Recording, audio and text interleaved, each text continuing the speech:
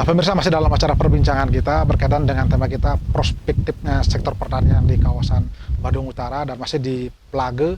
Tadi kita sudah bicara bagaimana upaya-upaya dari pemerintah untuk melakukan sinergi antar kabupaten, bagaimana produk-produk yang ada di Badung Utara ini bisa akhirnya diterima di daerah-daerah lain, sehingga ini perputaran ekonomi dan juga kemandirian pangan lokal Bali ini bisa dicapai. Saya sekarang ke Pak Nyoman lagi selaku seorang mantan penyuluh dan tahu persis. Nah, sekarang ketika kita bicara memadukan antara kawasan pariwisata dengan pertanian yang ada di Petang nih, apa yang sekarang bisa dilakukan oleh masyarakat di kawasan Petang ini? Makasih. Untuk sektor pariwisata sebetulnya yang jelas sektor pertanian itu merupakan akarnya budaya kan, dan pariwisata itu adalah lanjutan daripada budaya. Memang pertanian kita sebetulnya kita menyangkut di Petang ini bukan hanya pertanian lahan kering saja, Pak. Ya. Kita punya lahan sawah. Kalau di Petang ini kita punya 13 subak sawah, 27 subak abian. Potensinya luar biasa. Dan tingkat inovasi masyarakat itu luar biasa. Dan sesuai dengan tujuan daripada pembinaan penyuluhan itu adalah bagaimana terjadi perubahan pola pikir masyarakat, terutama meningkatkan manajemennya petani. Saya berani memponis bahwa manajemen petani di Kecamatan Petang sudah luar biasa meningkat. Salah satu contoh, ciri khas daripada manajemen petani itu sudah meningkat, pemilihan komoditas menjadi barometer. Menjadi barometer, Pak. Ya. Kemudian, karena apa yang dibutuhkan pariwisata, itu yang dikejar oleh masyarakat. Seperti contoh sekarang, apa yang menjadi laku di pasar. Seperti ini sotong kristal, jarum kristal. Itu udah babak belur petani kita dari awal, dia memberanikan diri, karena tingkat inovasinya tinggi, dia berani berinovasi tentang penanaman jamur kristal. Cuman yang perlu sangat kita butuhkan adalah bagaimana kita mengemas untuk memudahkan, memberikan rasa nyaman dan aman bagi petani sebenarnya, Pak. Yang paling penting. Ya, artinya kalau soal sektor produksi, kemungkinan masyarakat kita berani nantang, Pak. Artinya secara produktivitas, kontinuitas sebetulnya bisa ya. Sebetulnya kalau pasarnya jelas, kalau sudah kemudian jelas, packingnya juga ya. Yes, itu yang sebenarnya yang paling urgen bagi tiang gitu. Dan keseharian juga tiang ketemu dengan mengumpulin tokoh-tokoh masyarakat terutama Bekasi dan Kian Subak Abian. Sering-sering saya dengan Pak Asil sekalipun, sering-sering saya Pak Nyoman sampai mendidih bibir Pak Man memberikan masalah teknis, kalau pemasaran tidak jelas, tenaga guna gitu. Sampai dia bilang begitu, Pak. Nah, begitu sekarang yang paling penting seperti yang katakan tadi, bagaimana kita membantu dan fasilitas masyarakat petani di Petang ini supaya masalah proses pemasaran dikemas supaya seperti apa yang dia katakan tadi itu diatur aman berproduksi, nyaman, kemudian produktivitas tinggi. Resikonya sedikit kayak Pak Akarsana tadi, bawa ke pasar Batu Riti ternyata tidak laku atau mungkin rugi gitu ya. Nah, yang menjadi sekarang kan upaya pemerintah sudah akan membangun ATV seperti itu untuk pusat terpadu. Apa yang bisa dilakukan sekarang petani dengan adanya pemerintah untuk membangun pusat pertanian terpadu, baik mulai dari pembibitan sampai pada akhirnya pemasaran? Apa yang sekarang bisa diambil oleh petani itu? Sekarang petani sebenarnya untuk yang bisa dipetik adalah untuk meningkatkan nilai tambah. Nilai tambah yang paling penting. Seperti apa yang dirancang mungkin Pak Camat sudah tahu, konsepnya seperti di ADP itu. Sekarang kan kopinya, seperti kopi Pak Latar, kembali ke kopi. Sebetulnya petani kopi kita di Petang, sebenarnya masyarakat Petang adalah petani kopi dulu, Pak. Petani kopi, karena dianggap kopi itu tidak memberikan jaminan bagi ekonomi, akhirnya kopinya dibongkar.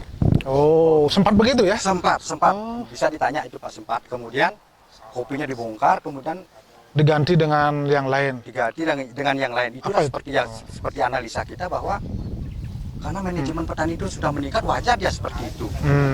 Karena komoditas dipilih menjadi barometernya. Itu ciri-ciri pola pikir petani, manajemennya sudah meningkat.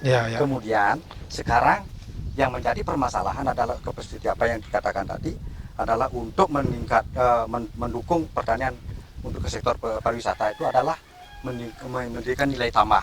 Maksudnya kita bukan menjual kopi gelondongan, bukan menjual kopi AS, tapi menjual kopi sudah jadi barang jadi, Pak. Itu yang paling penting. Ya, ternyata begitu Pak Camat. Jadi ternyata memang petani di sini sangat siap bahkan menantang produktivitas, Berani, Pak, kontinuitas, Ya. cuman dibantu pemasaran dan packingnya, kemasannya, yang penting jelas, Pak, yang penting jelas. pemasarannya, dan mungkin dibantu promosinya. Itu mungkin Pak Camat apa langkahnya, Pak? Siap. Nggih. Jadi langkah-langkah yang kami telah lakukan, kembali kami sampaikan, telah lakukan komunikasi dengan dinas terkait, bahkan kami juga membangun komunikasi dengan pihak ketiga, dengan pengusaha seperti itu. Ya. Jadi berkaitan dengan ini, karena ini sekarang kita akan menuju ke pariwisata. Itu yang Pak sampaikan tadi, Pak Joman sudah menyampaikan latar belakang dan potensi kita seperti itu. Kalau kita ini mampu memberdayakan pertanian kita, petani kita, ya dengan segala teknologi yang terbarukan seperti itu, seperti yang disampaikan oleh Pak Nyoman tadi, ya kami yakin wisata kita akan beralih dari Badung Selatan ke utara, karena potensi-potensi ini. Jadi langkah-langkah yang perlu dilakukan sudah barang tentu, karena kami di pemerintah kecamatan hanya sebagai koordinator, mengkoordinasikan seperti itu, memfasilitasi. Jadi juntrungan adalah di dinas kami. Iya. Ini peran dinas juga. Sering Bapak Bupati menyampaikan para pembantu beliau yang dalam hal ini adalah dinas harus memang kerjanya harus luar biasa untuk membantu membangun masyarakat, membangun Badung dari desa seperti itu. Baik. Baik, terima kasih Pak Yang Darmi, Pak Camat. Dan terakhir Pak Nyoman, apa harapan Pak Nyoman kepada masyarakat, dan apakah masih yakin anak-anak muda kita yang ada di Petang ini masih terjun ke pertanian di kondisi sekarang ini? Yang sangat yakin. Apa sebabnya saya yakin, optimis bahwa di satu sisi mungkin orang itu sangat pesimis, kehilangan generasi, alih fungsi, bukan alih fungsi lahan, alih fungsi generasi, terutama di lahan sawah. Itu sangat memprihatinkan, karena anak-anak muda tidak mau terjun ke pertanian. Dan khusus di Kecamatan Petang khususnya Plaga dan Belok, justru saya sangat optimis bahwa yang menjadi penggerak sektor pertanian di Kecamatan Petang khususnya Plaga Belok adalah generasi muda, Pak. Itu yang sangat membanggakan kami, dan kami punya data itu. Ya, Baik. itu, Pak, ya. Baik.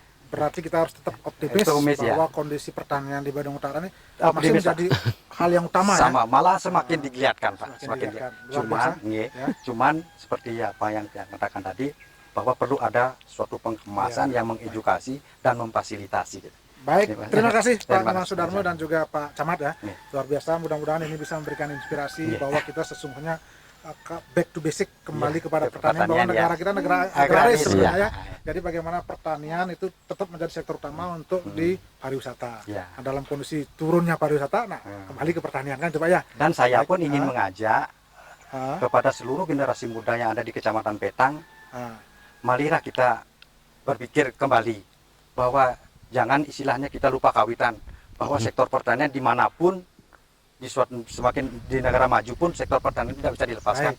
Marilah kita lihatkan sektor pertanian di Baik, Kecamatan terima Petang. kasih Pak Nyoman dan Pak Camat ya. Terima kasih atas waktunya, dan Ya, terima kasih. pemirsa, demikian tadi perbincangan kami, dan kami seluruh kerabat kerja yang bertugas mengucapkan Ya. terima kasih atas perhatian dan kebersamaan Anda, dan kami akhiri dengan para musanti. Om Santi Santi Santi Om.